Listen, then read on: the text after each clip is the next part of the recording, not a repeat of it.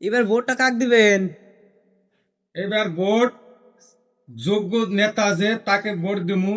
Vote AGB কইনা, BJP কইনা, কংগ্রেস কইনা, তৃণমূল কংগ্রেস কইনা, ইডব কইনা। আঙ্গরে প্রবাসের মানুষগুলা কিরম অসুবিধা হয়েছে। ট্রেনের টিকিট পাওয়া গেতেছে না, বাসের টিকিট পাওয়া গেতেছে না। 3,000 4,000 করে টিকিট কাইডা আশা লাগতেছে, ট্রেনও পাওয়া গেতেছে না। কোনো একটা এমএলএ, কোনো একটা বিধায়ক, কোনো একটা সভাসদ, কোনো একটা মানুষ এই প্রবাসী ভাইদের জন্য কোনো একটা আওয়াজ উঠাতেছে না, কোনো একটা কথা কইতেছে না। তারপরেও এসআইআর যে হয়েছে, লখনৌ, দিল্লি, হরিয়ানা, গুরগাঁও, পাঞ্জাব, কাগজপাতি থাকা সত্ত্বেও পুলিশে ধরে না থানায় খেয়ে দিছে। কোনো একটা নেতা, কোনো একটা এমএলএ এইখান থেকে কনাই যে এইগুলা আসামের মানুষ, গরিব মানুষ, কাম করে খাইতেছে, কাগজপাতি সব আছে, তারপরেও হ্যারাসমেন্ট কি জন্য করতেছে? কোন একটা নেতা আজ করে আওয়াজ করে নাই, উঠায় নাই। তো আমাগরে প্রবাসী যত ভাই বন্ধুরা আছেন সবাই আমাগরে মন্ত্রী এমএলএরা আমাগরে ইস্তেমাল করতেছে।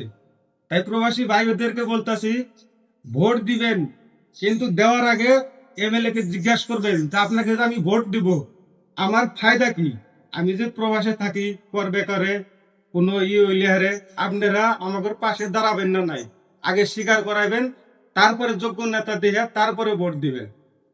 দর্শক ভাইরা, ভিডিওটা বেশি বেশি করে, আর খাস করে প্রবাসী ভাইরা যারা আছেন, বেশি করে এই ভিডিওটা শেয়ার করে দিবেন, যাতে আমরা সমস্ত প্রবাসী ভাইরা এই ভিডিওটা দেখতে পারে আর এমএলএ করে প্রশ্ন করতে পারে যে আমরা যে প্রবাসে থাকি আমাদের জন্য কি সুবিধা আপনারা করে দিন।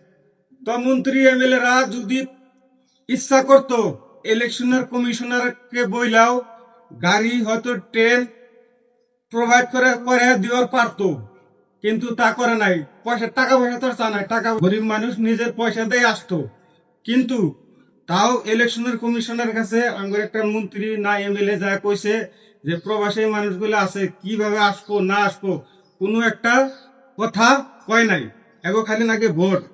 তাই বন্ধুরা, যত প্রবাসী ভাইরা আছেন যোগ্য নেতা দেখবেন, দেখে ভোট দিবেন।